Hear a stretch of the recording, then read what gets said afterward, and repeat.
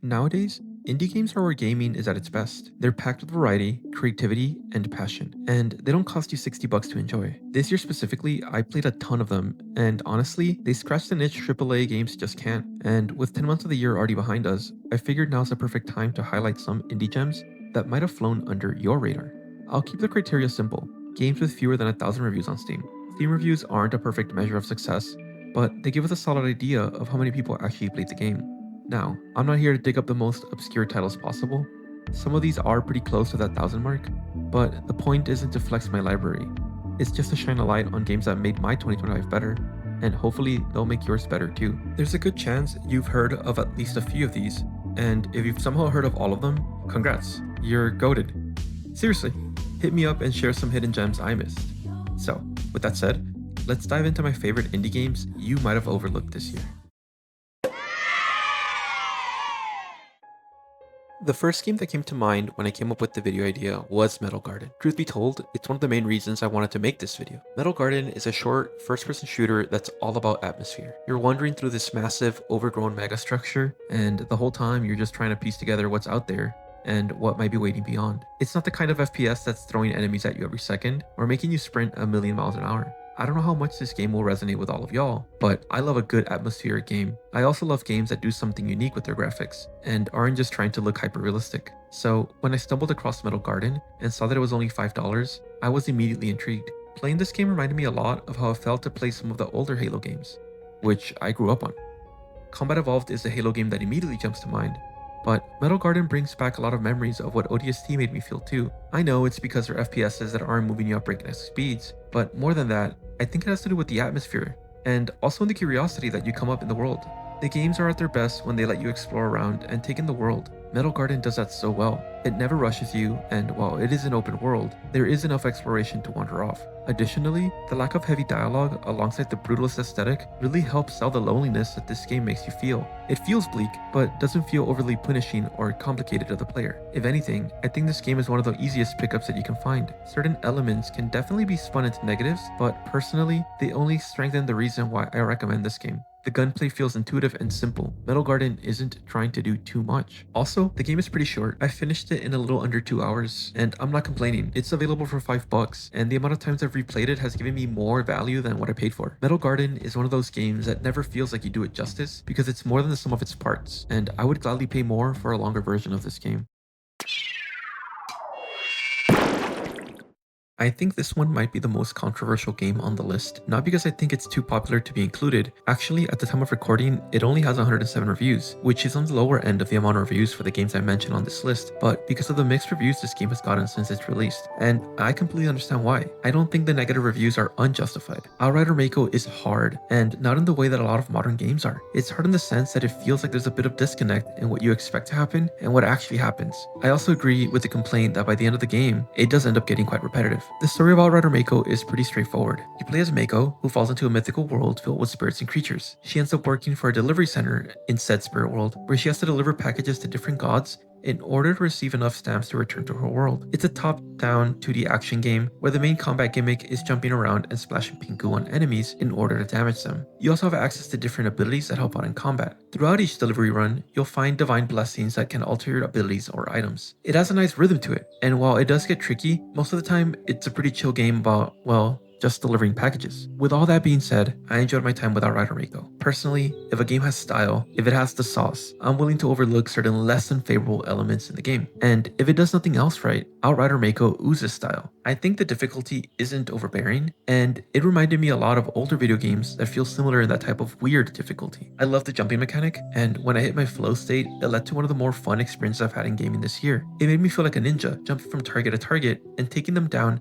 not through sheer strength, but instead through wit and pre-planning how I want to approach fights. The art style and music were fantastic throughout the game. Mako has one of the best designs that I've seen from protags in similar looking indie games, and the world and enemies help create a unique world. The different mechanics the game introduced were easy enough to understand, and I like that the game constantly reset. It let me try multiple different runs without committing too much time into each one. I loved the boss fights in Outrider Mako too. I thought they were each unique in their own way, and while I can see why people didn't like the repetitive of the boss fight, I think they didn't overstay their welcome.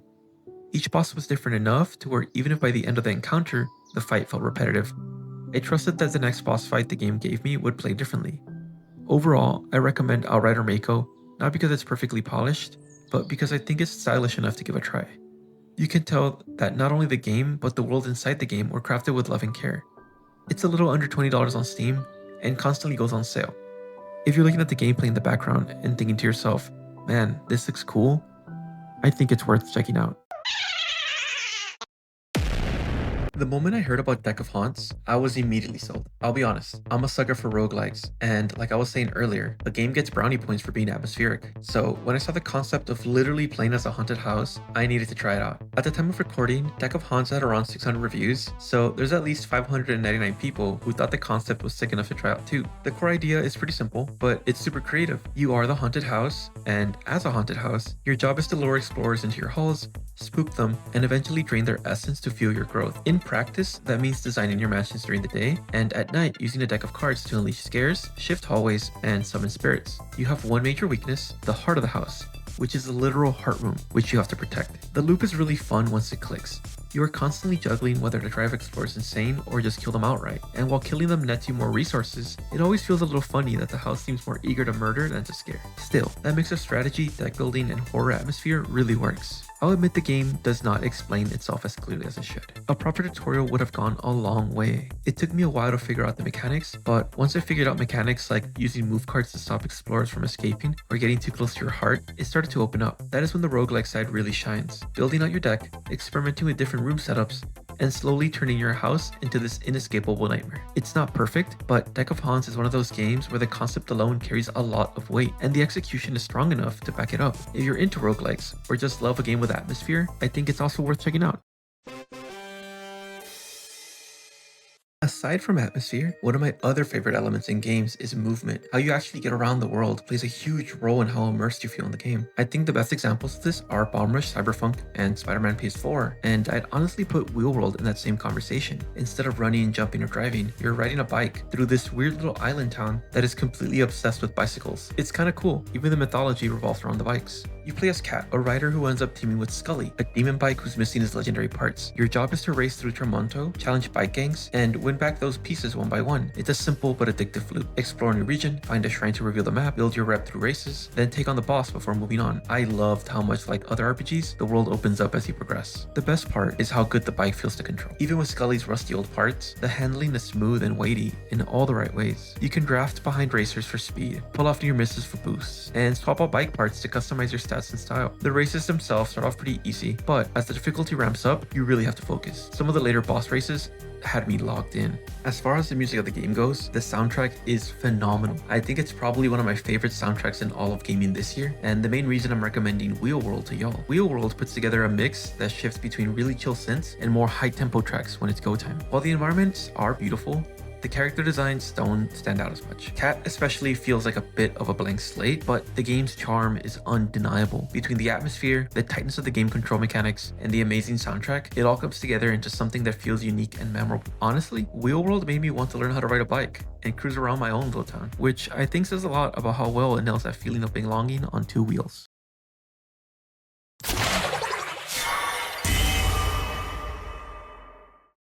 Everdeep Aurora is charming and stylistically impressive, make no mistake, but it's not going to be for everyone. Knowing this, I still have to recommend it just due to how much it sticks with me. I grew up playing Game Boy games, and I personally feel like it's a shame that not many games try to pay homage to this era. You see plenty of titles that try and emulate the graphics of PlayStation 1 and PlayStation 2 games, but rarely the Game Boy. Everdeep Aurora, however, just through looking at the screenshots on Steam, you can tell this one nails that Game Boy feeling perfectly. Pixel art, shifting palettes, simplistic menus, and a soundtrack that changes as you explore. It feels like a modern homage to these old classics, but with its own personality and polish. You play as Shell, a feline child who wakes up to find her mother missing. From there, you drill downwards into the depths of the Everdeep, uncovering strange underground worlds, filled with mysterious creatures, secret caverns, and side quests. It's a puzzle platformer, but it's as much about atmosphere as it is about puzzles. The exploration feels intentional and rewarding, and there's a warmth to the game that makes even small discoveries feel meaningful. Part of what makes it special is the way that the interface works. A growing map on the right panel, quest items and tooltips on the left, it all feels like something you'd find on a handheld console decades ago. That simplicity adds to the charm. making the game feel like a handcrafted experience rather than something overcomplicated. What surprises me is how overlooked it is. At the time of writing, Everdeep Aurora only has 113 reviews on Steam, which, aside from Outrider Mako, is the lowest of any of the games I talked about today. That's shockingly low for a game that manages to capture so much personality in such a compact package. It's short, but the experience sticks around with you. If you don't enjoy wandering and figuring things out for yourself, Everdeep Aurora might frustrate you. There's very little handholding here. You're expected to carve your own path through the underground, and honestly, I saw reviews that were not even certain if they've beaten the game despite seeing the credit roll. There are also some quirks that might throw you off, like the radar map resetting every time you start again, or the interact button doubling as the drill button. Still, those things don't take away from what makes the game special. I genuinely enjoyed getting lost in it. I genuinely wanted to help Shell reunite with her mother, and the cozy art style and soundtrack made the whole journey feel like a comfy adventure, which is funny because the game takes place in the middle of a meteor apocalypse. I found myself exploring every nook and cranny, and even now, I know I'm missing parts of the world I want to return for. With maps generated differently each time, guides aren't much help, which makes this game a dream for anyone who leans into exploration. That said, if you just want to head straight for the end, you can still have a cozy and enjoyable experience. There are also some fun meta puzzles for the community. And honestly, for anyone who just wants to soak in the adorable cat vibes, there's a dedicated meow button.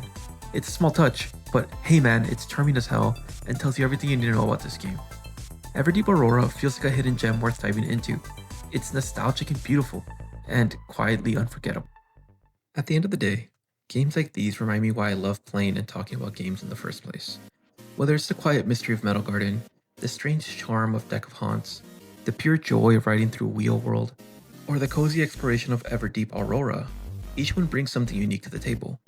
And I think at a time when AAA games are trying to stuff as much as they can into their worlds, indie games that know exactly what they are and see that vision through to the end are especially needed. If there's one thing I hope you take away from this, it's that the best games aren't always the loudest or the most talked about. Sometimes they're the ones that pull you in, keep your curiosity alive long enough to see their story through, and they stick with you. Thanks for watching. If you enjoyed this dive into these hidden gems, hit that like button, subscribe if you haven't already, and let me know in the comments which indie game that released this year you feel needed more love. I'm genuinely curious.